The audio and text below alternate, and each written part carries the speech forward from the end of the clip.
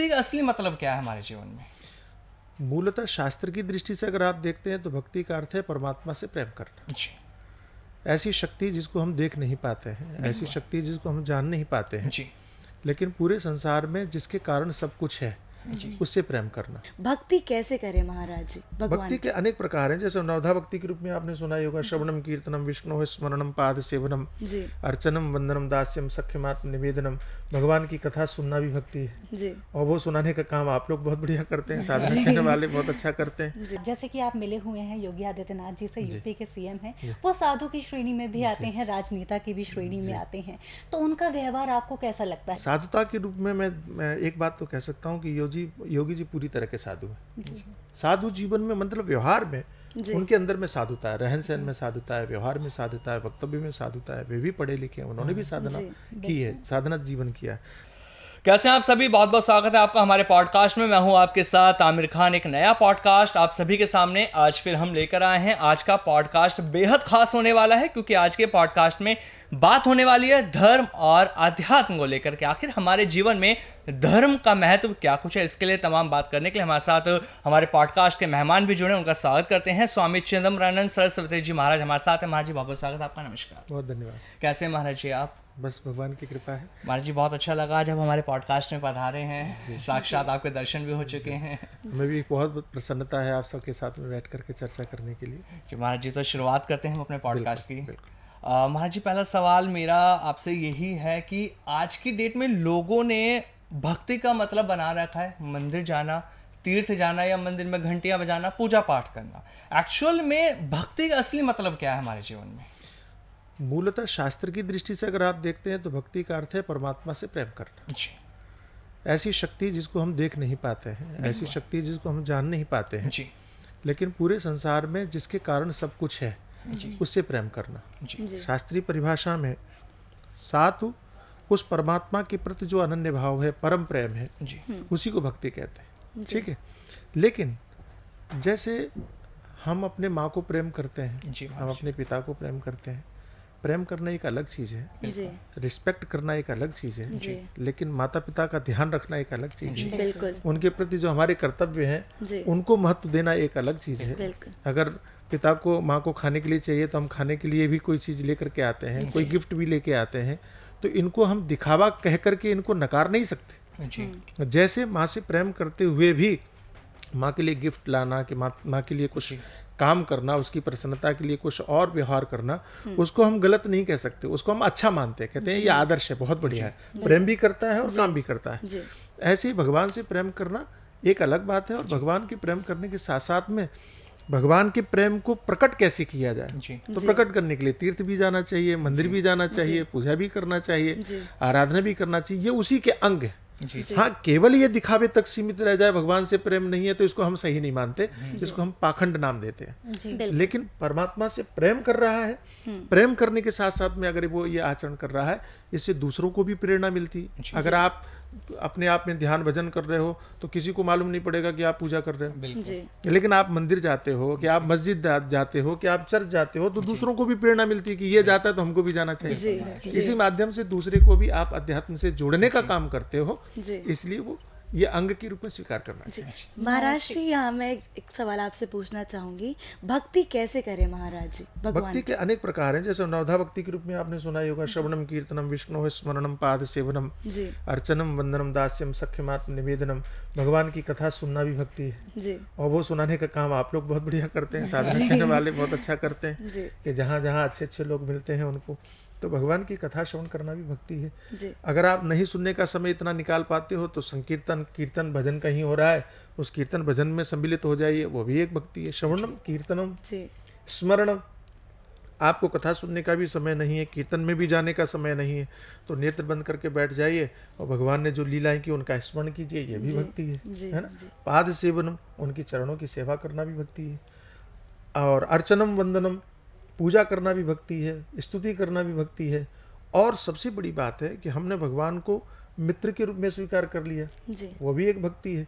भगवान को स्वामी और सेवक के रूप में स्वीकार कर लिया, वो भी भक्ति है। जी और सबसे बड़ी भक्ति है कि आप कुछ नहीं कर सकते हो तो हमने अपने आप को हर तरह से परमात्मा को समर्पित कर दिया, आत्मसमर्पित कर दिया। जैसे समर्पण बोलते हैं ना, आत्मसमर्पण कर दिया, किसी अपराधी ने आत्मसमर्पण कर दिया, किसी आतंकवादी ने आत्मसमर्पण कर दिया, यानी अपने आप को सौंप दिया, आपके हवाले कर दिया। इस तरह से अपनी हर गतिविधि को, अपने हर चिंतन को, हर विचार को परमात्मा को समर्पित करना सबसे बड़ी भक्ति। जी महाराज जी, मैं आपसे ये जानना चाहूँगी, जैसे कि अभी आपने शुरू में बोला जब हम बात कर रहे थे कि किस तरह से भक्ति होनी चाहिए, तो आपने माता पिता की भी जिक्र किया कि जब हम अपने माता पिता के प्रति प्रेम स्नेह व्यक्त करते हैं तो कुछ ना कुछ उनके लिए लेकर आते हैं। लेकिन आज के समय में महाराज जी क्या हो रहा है कि लोग माता पिता को वृद्धाश्रम छोड़कर आ जाते हैं और फिर करने लग जाते हैं पूजा पाठ, फिर जा रहे हैं तीर्थ। तो क्या ये उचित है उन लोगों के लिए? आप कहेंगे बिल्कुल उचित नहीं है। शिवपुराण में बहुत सुंदर कथा है, शायद आपने सुना होगा और आपको पता होगा कि भगवान गणेश और कार्तिकेय दोनों विवाह के लिए हट करने लगे, छोटे ही थे। तो माता पिता ने कहा कि तुम लड़ो मत। उन्होंने कहा पहले मेरा विवाह करवाओ, पहले मेरा विवाह करवाओ। भगवान ने कहा लड़ो मत, जो भी पृथ्वी की परिक्रमा लगा के आएगा उसका हम विवाह पहले करेंगे। जी कार्तिकेय मयूर पर बैठ करके उड़ गए पृथ्वी की परिक्रमा करने के लिए। लेकिन भगवान जो गणेश थे, उन्होंने सोचा कि मैं तो भारी भी हूँ शरीर से और मेरा वाहन भी चूहा है, तो हम तो परिक्रमा कर नहीं सकते। लेकिन बुद्धि का उपयोग किया। उन्होंने दोनों को, माता पिता को बाहर निकाला और कहा कि आप थोड़ी देर के लिए बैठ जाइए। उनकी परिक्रमा की और 7 प्रदक्षिणा की। 7 परिक्रमा करने के बाद में और कहा कि आप मेरा विवाह कर दीजिए। शिवपुराण में बड़े विस्तार से वर्णन है कि भगवान शंकर और पार्वती जी मुस्कुराने लगे और उन्होंने कहा कि भाई शर्त तो आपको मालूम ही है, बिल्कुल, पहले परिक्रमा करके आओ फिर हम तुम्हारा विवाह करेंगे। तो उन्होंने कहा मैंने एक नहीं, मैंने तो 7 परिक्रमा की पृथ्वी की। तो भगवान शंकर ने कहा नहीं नहीं, 7 परिक्रमा मतलब ये पृथ्वी की नहीं, वो पहाड़ों से, समुद्रों से घिरी हुई जो पृथ्वी है उसकी परिक्रमा करनी है। जी गणेश जी कहते हैं मैंने उसी पृथ्वी की परिक्रमा की है। और कैसे?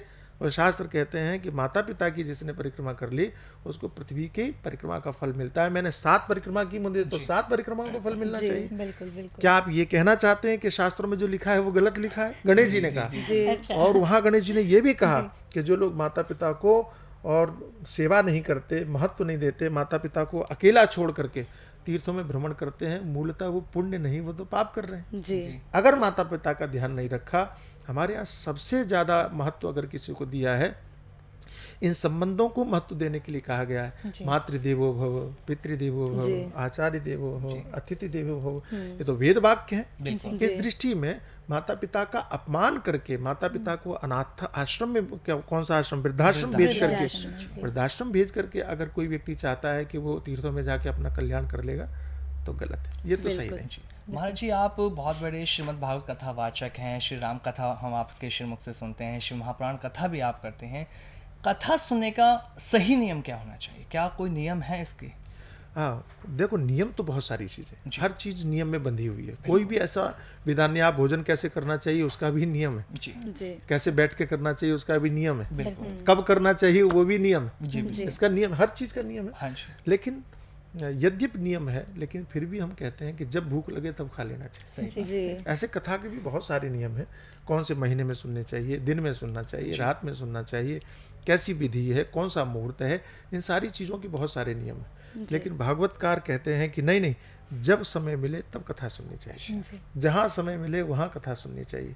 सदा सेव्या सदा सेव्या सदा सेव्या भागवती कथा। तो भगवान की जो चरित्र है, भगवान की कथाएं हैं, वो आप कभी भी, कैसे भी, कहीं भी सुनो, लेकिन सुनो। जी महाराज श्री, मैंने आपका एक पोस्ट देखा था, काफ़ी पुराना था, जिसमें आपने अपना एक फ़ोटो शेयर किया है जिसमें आप 19 वर्ष के थे और आप खड़े होकर साधना कर रहे थे। मध्य प्रदेश की बात है शायद वो। तो साधना के बारे में थोड़ा सा बताइए, क्या साधना थी, कितनी कठिन थी, क्या एक्सपीरियंस था आपका? देखो, किसी भी व्यक्ति को साधना से गुजरना चाहिए। कोई संगीतकार ऐसे ही नहीं बन जाता, उसको बहुत कठिन साधना करनी पड़ती है। आप लोग भी जिस फील्ड में आए हैं उसके लिए भी आपको बहुत घिसना पड़ता है, बहुत परिश्रम करना पड़ता है, मेहनत करनी पड़ती है।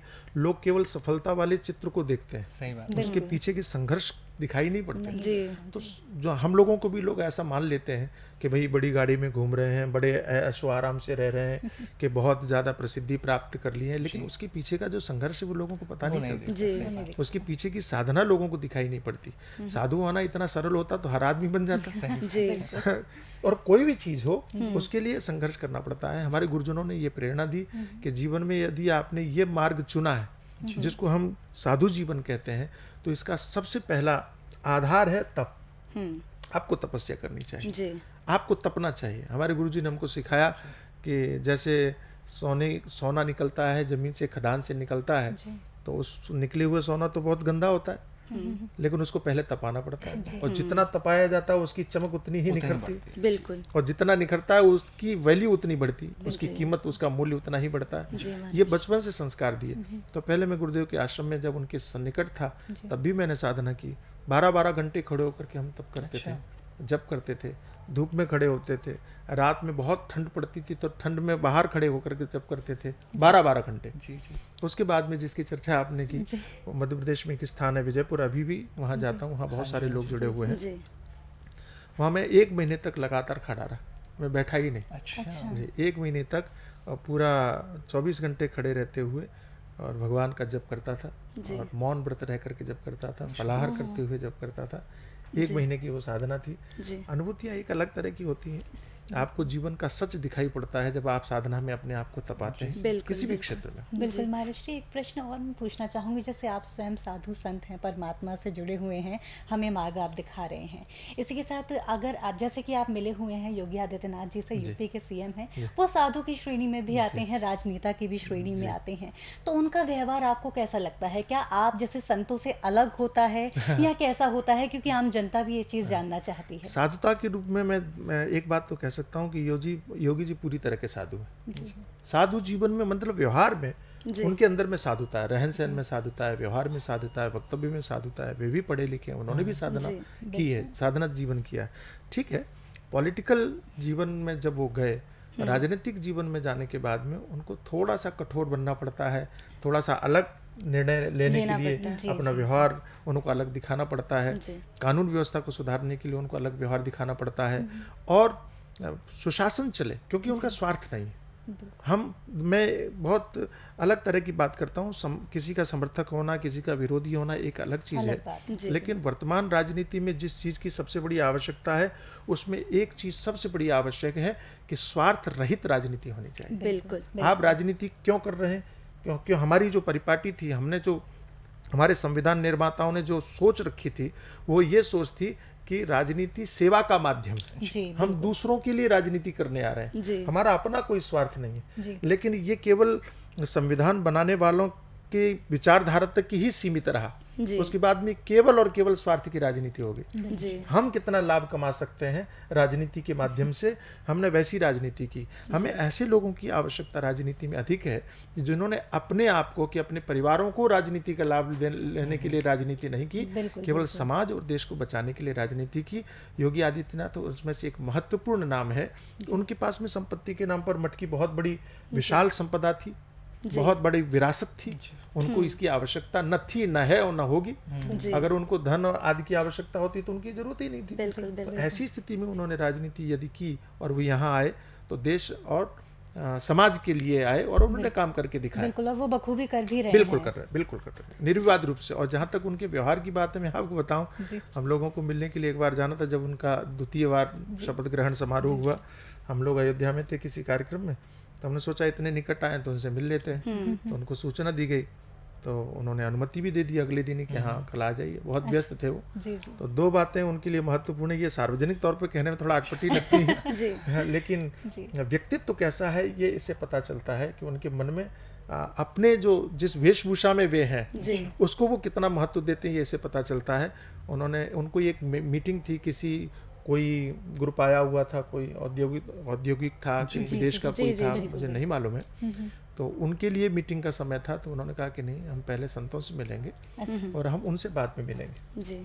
तो पूछा क्यों? तो उन्होंने कहा कि देखो, उन लोगों से मिलेंगे तो मीटिंग कितनी लंबी चलेगी हमें पता नहीं। हमारे महात्माओं को प्रतीक्षा करनी पड़े, हमें ये मंजूर नहीं है। पहले हम संतों से मिल लेंगे, बाद में फिर हम उनसे मिल लेंगे।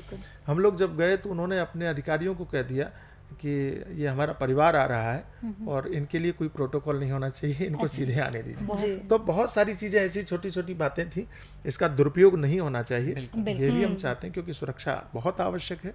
लेकिन उन्होंने जो अपनत्व और अपनापन दिखाया, ये देख करके बहुत अच्छा लगा। और जब वो बैठते हैं हम लोगों के साथ में, आप आश्चर्य करेंगे, वो राजनीति की बात नहीं करते। अच्छा। जी वो बहुत हल्के फुल्के माहौल में हम लोगों से, चाहे धर्म के विषय में, देश के विषय में, समाज के विषय में, अथवा जी राजनीतिक या सरकार से देश और समाज के लिए हित में क्या हो सकता है, अगर कोई सुझाव है तो आप दीजिए। इस तरह की बातें करते हैं। जी महाराज जी, बहुत सुंदर। एक प्रश्न मैं आपसे पूछना चाहूँगी। हम तपस्या की बात कर रहे थे अभी, तो मैं आपसे जानना चाहूँगी ध्यान और आध्यात्मिकता में क्या अंतर और क्या संबंध है, मैं आपसे जानना चाहूँ। अध्यात्म ध्यान दोनों एक ही है जी लेकिन ध्यान एक अध्यात्म की एक तरह से कहना चाहिए एक शैली है, उससे जोड़ने की या डूबने की।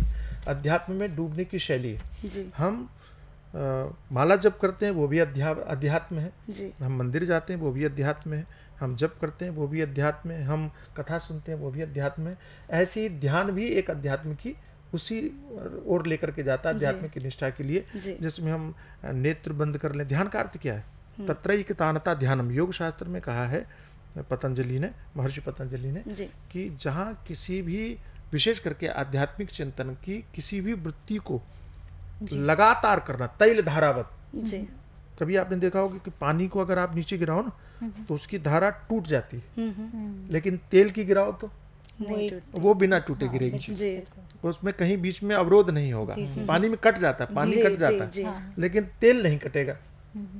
तो तेल धारा की तरह जब आपकी विचारधारा किसी एक चिंतन को सतत करने लग जाए, उसको ध्यान कहते हैं। जी तो अभी क्या होता है, हम लोग थोड़ी देर भगवान का चिंतन करते हैं, लेकिन मन कहीं चला जाता है, बम्बई चला जाता है, कलकत्ता चला जाता है, कहीं कहीं चला जाता है। तो इसको हम ध्यान नहीं कह सकते, क्योंकि बीच में कट गया पानी की तरह। लेकिन जब करते करते करते करते करते करते एक ऐसी अवस्था आ जाए कि जहाँ आपका एक ही विचार, एक ही चिंतन चलने लग जाए अध्यात्म का, जी। वो ध्यान की अवस्था। अभ्यास के बाद। अभ्यास के बिना, बिल्कुल। अच्छा, वो अभ्यास भी ऐसे नहीं हो जाएगा। हम लोगों ने क्या किया है, सबसे बड़ा जो अपराध हमने किया है, वो योग को हमने केवल एक्सरसाइज समझ लिया। जी ये बड़ा अपराध है। जी योग जो आरंभ होता है, ये जो तमाशा योग का हो रहा है, मूलतः योग नहीं, मुझे क्षमा करें, योग का मूल आधार जो है उसकी हम चर्चा ही नहीं करते। जी योग क्या है? अहिंसा, सत्य, अस्तेय, ब्रह्मचर्य, अपरिग्रह, इसको यम भी बोलते हैं। दूसरा नियम है। तो यम, नियम, आसन, प्राणायाम, प्रत्याहार, धारणा, ध्यान, समाधि, जिसको हम अष्टांग योग बोलते हैं, उस अष्टांग योग का जो मूल है वो है यम। यम की तो कोई चर्चा ही नहीं करता, जी अहिंसा की कोई चर्चा ही नहीं करता, सत्य की कोई चर्चा ही नहीं करता। कितने योगी जितनों आपको दिखाई पड़ रहे हैं, ये कभी बोलते हैं कि झूठ नहीं बोलते होंगे, कि सत्य ही बोलने का आचरण करते हैं। जी चोरी करने की भावना किसमें नहीं रहती है। तो मूल आधार को छोड़ के, जैसे कोई बिल्डिंग आप बनाओ और उसमें नींव ही ना हो, जी तो कैसे टिकेगी? नहीं टिकेगी। ऐसे ही योग नहीं टिक रहा है, क्योंकि उसकी मूल नींव ही नहीं है। जी तो यम नियम से शुरू करें और फिर हम धीरे धीरे चिंतन करते हुए प्राणायाम का आसन करें, प्राणायाम करें। ऐसा करते करते आप जब चलेंगे, एक प्रक्रिया है, हमने इनका नाम दे दिया है, लेकिन एक प्रक्रिया यह है कि यम के माध्यम से हम दूसरों के साथ व्यवहार कैसा करें वो हम नियंत्रित करते हैं। जी नियम के साथ हम अपने शरीर के साथ में व्यवहार कैसा करें या अपने परिवार के साथ व्यवहार कैसा करें, उसको नियंत्रित करते हैं। आसन के द्वारा आप कैसे बैठना चाहिए, शरीर पर नियंत्रण करते हैं। सीधी सी परिभाषा योग की है। आसन के द्वारा आप शरीर पर, अभी क्या होता है कि आपका पैर दर्द करने लगा तो कब आपने पैर मोड़ लिया, जी कब पैर कहाँ कर लिया, आपको पता ही नहीं चलता। जी इसका अर्थ क्या हुआ? इसका अर्थ ये हुआ शरीर आपके नियंत्रण में नहीं है, आप शरीर के नियंत्रण में। सही बात। और मुझे एक बात बताइए भाई, कि गाड़ी आप चलाते हो, ड्राइविंग करते हो, तो गाड़ी आपके नियंत्रण में होना चाहिए कि आप गाड़ी के नियंत्रण में होना चाहिए? हमारे नियंत्रण में। गाड़ी आपके नियंत्रण में। तो हमारे साथ में जो हो रहा है, शरीर के साथ में जो हो रहा है, बहुत सारी बीमारियां घेर ले रही हैं, बहुत सारी ये परेशानियां हो जा रही हैं। उसका कारण ये है कि शरीर हमारे नियंत्रण में नहीं है, हम शरीर के नियंत्रण में है। शरीर कैसे नियंत्रण में होगा? आसन करो, आसन का अभ्यास करो, एक आसन पर बैठने का अभ्यास करो, शरीर आपके नियंत्रण में हो जाएगा। जी फिर श्वास हमारे नियंत्रण में नहीं, श्वास नियंत्रण में न होने के कारण आपको क्रोध आता है। जी आप कभी भी देखना, कभी भी आपको बहुत गुस्सा आ जाए, क्रोध आ जाए, और आप श्वास रोक के बैठ जाइए, आपका क्रोध खत्म हो जाएगा। प्रैक्टिकल करके देखिए। और आपने ये देखा होगा आमिर भाई कि जब आपको गुस्सा आता है आपकी श्वास ज्यादा तेज चलती है। हकीकत होता है। बिल्कुल बिल्कुल बिल्कुल। ठीक सही है, बात इसका अर्थ है कि श्वास पर आपका नियंत्रण नहीं रहा, नियंत्रण नहीं है। और उसी श्वास पर नियंत्रण कर लीजिए, आपका क्रोध शांत हो जाएगा। नियंत्रण ना महाराज जी हकीकत है, जल्दी से हम किसी चीज पर नहीं कर पाते, हम अपना आपा खो बैठते हैं, जरा सा भी कुछ होता है तो हम ये भूल जाते हैं कि एक्चुअल में चीजें सही है और गलत क्या है। तो भक्ति मार्ग पे चलकर हम नियंत्रण कैसे कर सकते हैं चीजों पर, इसके लिए हमें सबसे पहले क्या करना चाहिए? बहुत सारी चीजें हैं जी। अगर हमको क्रम समझ में आ जाए, जैसे किसी आयुर्वेदिक डॉक्टर उसके वैद्य के पास में आप जाओ, तो बीमारी की जड़ का पता लगाता है जी। कि कारण क्या है, उस कारण को दूर कर लीजिए, आपका रोग ठीक हो जाएगा। जी। एलोपैथिक डॉक्टर कारण वगैरह ज्यादा नहीं जानता, वो दवाई लेकर आप ले लीजिए, आपका सिर दर्द ठीक हो गया, वो जानने की कोशिश नहीं करता। जब बिगड़ता है तब वो भी वही कोशिश करते हैं, वो भी चेकअप करते हैं कि भाई आप ब्लड चेकअप करवाइए, फलाना चेकअप करवाइए, ये चेकअप करवाइए, मूल जान पाते हैं कि नहीं जान पाते हैं। ऐसी क्रोध का जो मूल कारण है वो यही है कि हम नियंत्रित नहीं है जी। हमारा मन नियंत्रण में नहीं है। अगर हमने नियंत्रित करना आरंभ कर दिया, जैसा कि मैंने कहा कि आप श्वास भर करके बैठ जाइए, गहरी श्वास ले लीजिए, थोड़ा सा स्थिर हो जाइए, आपका वो क्रोध का लेवल अपने आप शांत हो जाता चला जाएगा। ये प्रैक्टिकल करके देखिए, ये कोई वो रॉकेट साइंस नहीं है जी। हाँ, ये सहज बात है। जी जी। आप करके देखिए। और हाँ, ये बात और अच्छी है कि यदि आपने अपने आप को परमात्मा से जोड़ लिया, भक्ति भाव से जोड़ लिया, तो ये चीजें अपने आप समाप्त होने लग जाती हैं। जितनी आपकी अंतर यात्रा शुरू होगी, देखो हमारे शरीर में, व्यवहार में जितने भी बदलाव, बुरे बदलाव जिसे हम दोष कहते हैं, चाहे वो काम का हो, चाहे वो क्रोध का हो, चाहे वो लोभ का हो, चाहे वो मोह का हो, चाहे वो राग का हो, चाहे वो द्वेष का हो, ये जितने भी दोष हैं ये तब आते हैं जब हम बहिर्मुख होते हैं, बहिर्मुख। लेकिन जैसे ही हम अंतर्मुख होते हैं, ये बाहर के दोष अपने आप खत्म हो जाते हैं, अंतर की साधना से संबंधित जितने भी गुण हैं वह अंदर हमारे प्रकट होने लगते हैं। महाराज जी, लेकिन ऐसा भी होता है ना, एक इंसान बहुत भक्ति में लीन रहता है, वो सब कुछ कर रहा है, पूजा पाठ भी करता है, लेकिन फिर भी ना मन की शांति नहीं हो पाती। इसके पीछे एक्चुअल कारण क्या होता है? क्योंकि वो धार्मिक है, वो अध्यात्म से जुड़ गया, फिर भी उसको मन की शांति नहीं मिल पाती। दो बातें। पहली बात यह है कि वो धर्म से जुड़ा क्यों है जी, वो पूजा पाठ से जुड़ा क्यों। हमें देखने में आजकल आ रहा है कि लोग टोटकों से प्रभावित हो जाते हैं, लोग तंत्र मंत्र से प्रभावित हो जाते हैं, लोग तमाशेबाजी से प्रभावित हो जाते हैं, किसी ने जादूगरी दिखा दी तो उससे प्रभावित हो जाते हैं। इसका अर्थ क्या हुआ? इसका अर्थ ये कि आपको भगवान से मतलब ही नहीं है। इसका अर्थ ये हुआ कि आपको भक्ति से मतलब ही नहीं है, आपको तो इन टोटकेबाजी से मतलब है। तो ऐसे व्यक्ति जो टोटकों को ही महत्व देते हैं, कि तंत्र मंत्र में ही उलझे हुए हैं, वो लोग शांति की बात करेंगे तो उनको शांति की अपेक्षा पूरी कैसे होगी? उनकी शांति की अपेक्षा पूरी नहीं हो सकती।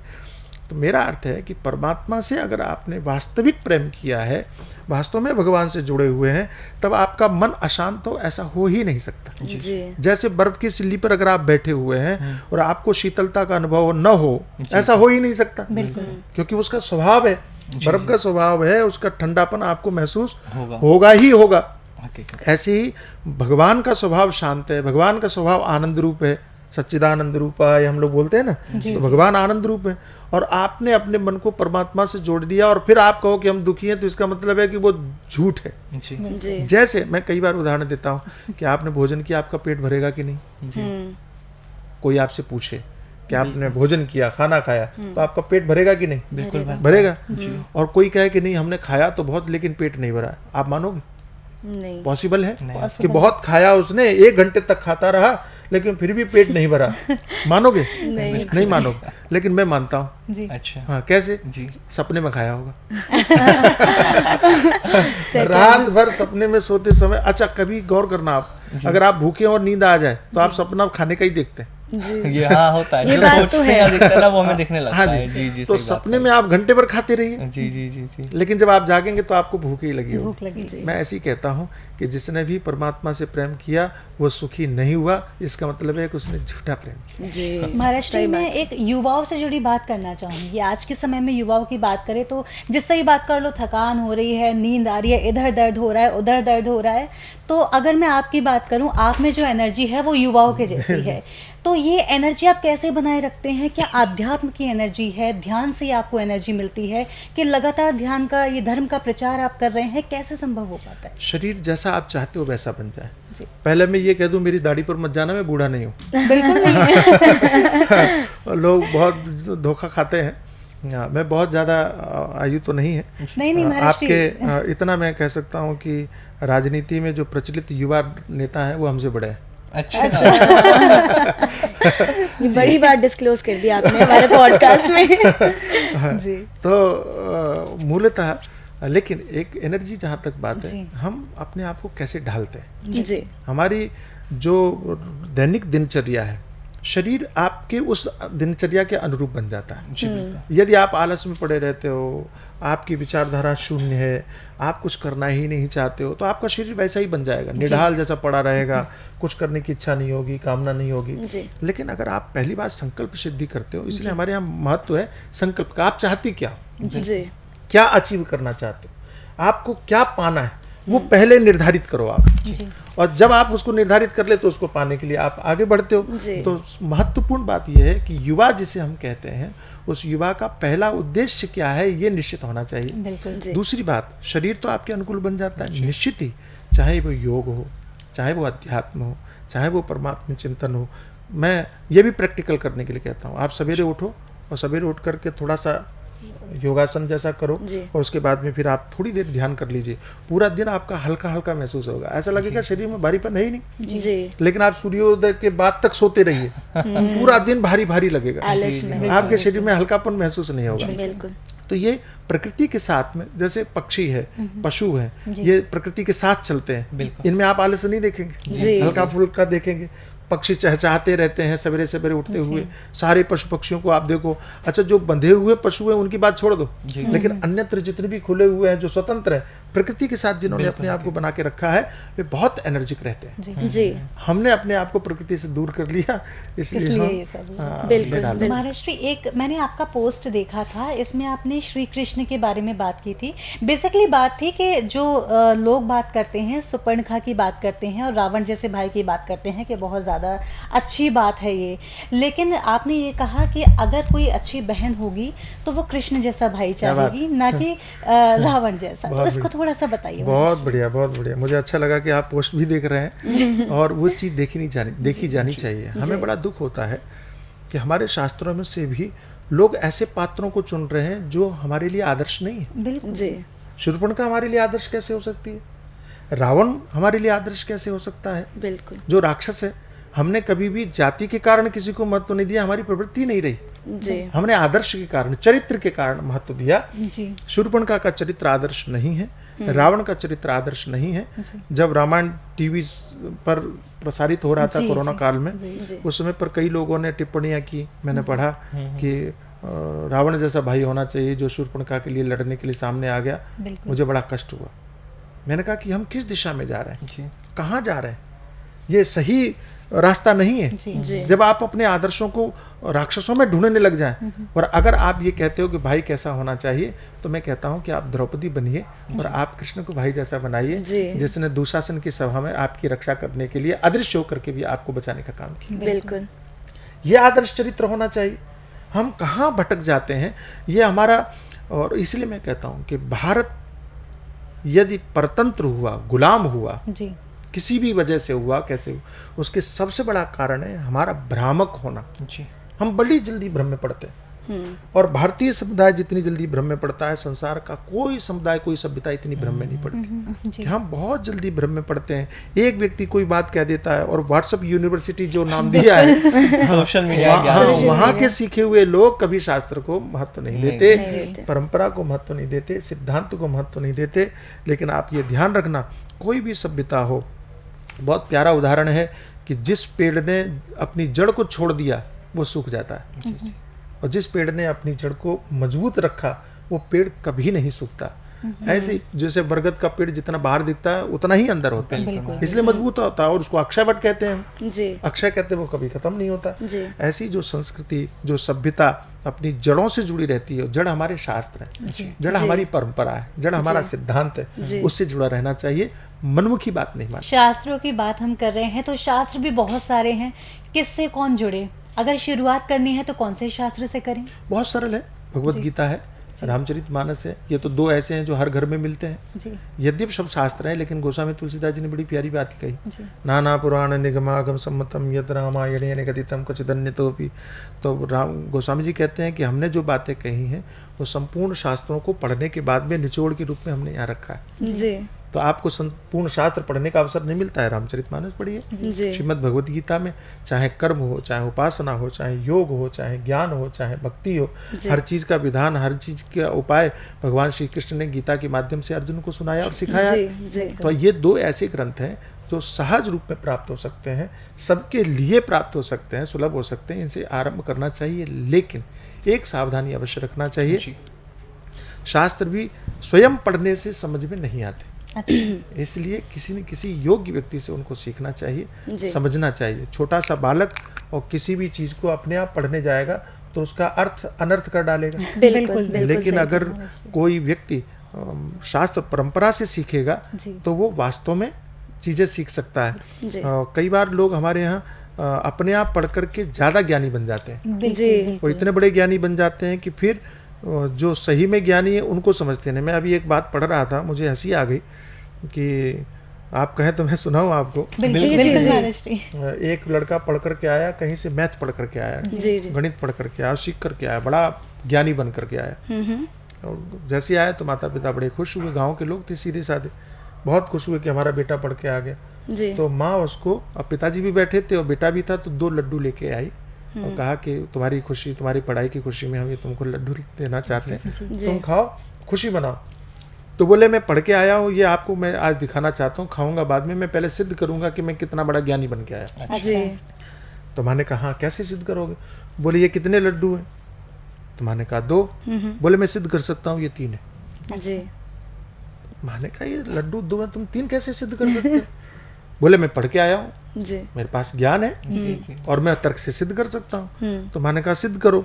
तो उसने दोनों लड्डुओं में एक पे हाथ रखा, बोले ये 1, हाँ, बोलिए ये 2, 2 और 1, 3 माँ ने कहा क्या पागलपन है, इसको तुम ज्ञान कहते हो? ये ज्ञान है? बोले नहीं नहीं, देखो मैंने सिद्ध किया, ये 3 लड्डू हैं।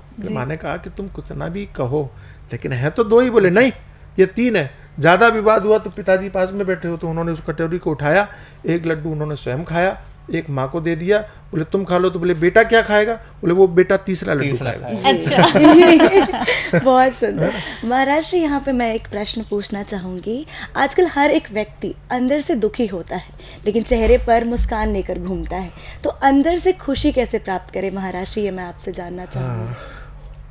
सही बात तो एक बात यह है कि प्रोफेशन के लिए कोई खुशी दिखाना चाहे बात अलग है, नहीं तो हर आदमी दुखी है, जी हर आदमी रो रहा है, अंदर से तो पीड़ा में ही है। जी मुस्कुराने वालों की तो हालत ये है कि मैं कहीं पढ़ रहा था कि एक कोई मॉडल थी, वो फोटो खिंचाने के लिए फोटो सेशन के लिए गई, तो उसको बार बार मुस्कुराना पड़ता था, तो मुस्कुराते मुस्कुराते उसके होठों में दर्द हो गया।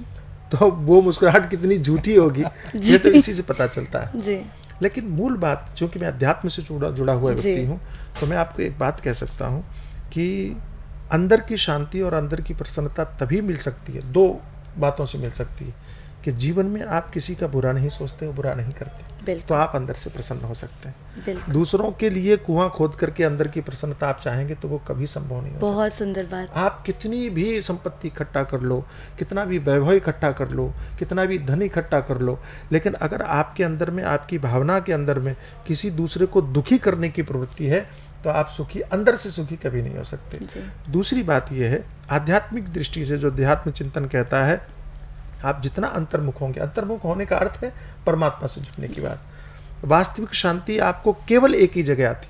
अच्छा, इसको थोड़ा सा लॉजिकली समझते हैं। हम सोचते हैं कि हमें धन मिल जाएगा, हम सुखी हो जाएंगे। सामान्यतया आदमी इसीलिए धन को कमाने के लिए भागता है।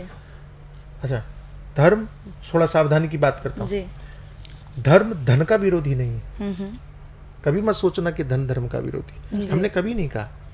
और जो ऐसा मानते या सोचते हैं वो गलत सोचते हैं। बिल्कुल, क्योंकि हमारा धर्म या हमारी संस्कृति, हमारी महान परंपरा क्या कहती है?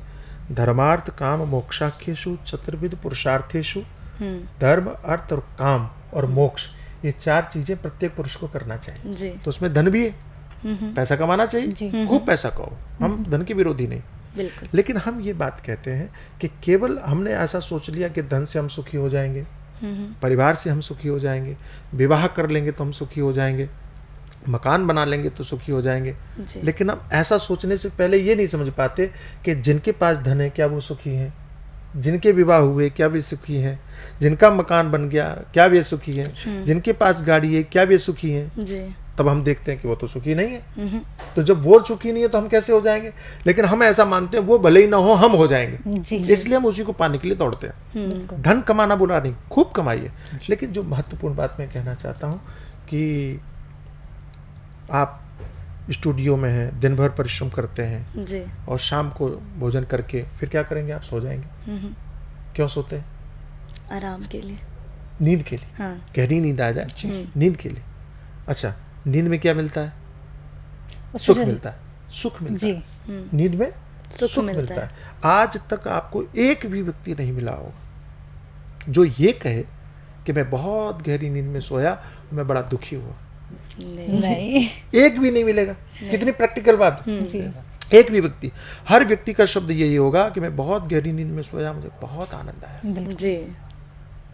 मैं चाहता हूं कि युवाओं को ये सोचना चाहिए, समझना चाहिए, आपके इस पॉडकास्ट के माध्यम से जरूर जानना चाहिए जी। कि नींद में वो कौन सी चीज है जो आपको सुखी कर रही है। क्योंकि जिस धन के पीछे आप भाग रहे हो वो धन वहां नहीं है। जिस गाड़ी के पीछे भाग रहे हो वो गाड़ी उस नींद में नहीं है। जिस मकान के पीछे भाग रहे हो वो मकान उस नींद में नहीं है।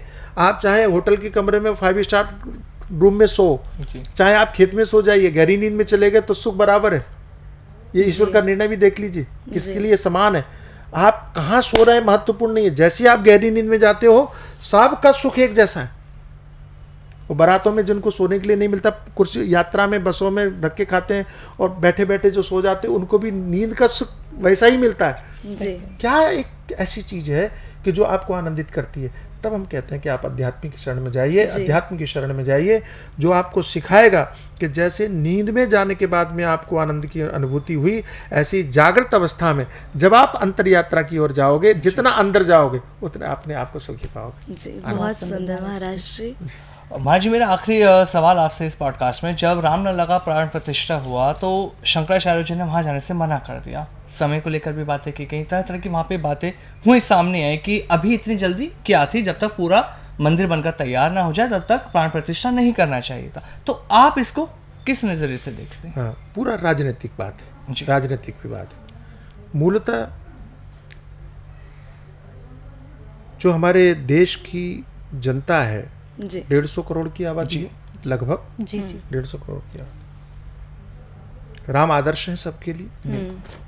संपूर्ण विश्व में हम किसी राजा का उदाहरण देते हैं तो राम राज्य की बात करते हैं। बिल्कुल महाराज जी। उनके जैसा तो आदर्श चरित्र कोई नहीं हुआ। ये ईमानदारी से स्वीकार करना चाहिए। जी। किन्हीं कारण से, किन्हीं परिस्थितियों के कारण जो विवाद हुए, कैसे विवाद हुए, उनकी चर्चा करने की आवश्यकता नहीं, सब जानते हैं। बिल्कुल। लेकिन आज कोर्ट के माध्यम से जब यह अधिकार प्राप्त हुआ, किसको? वहां उपस्थित रामलला को। जी।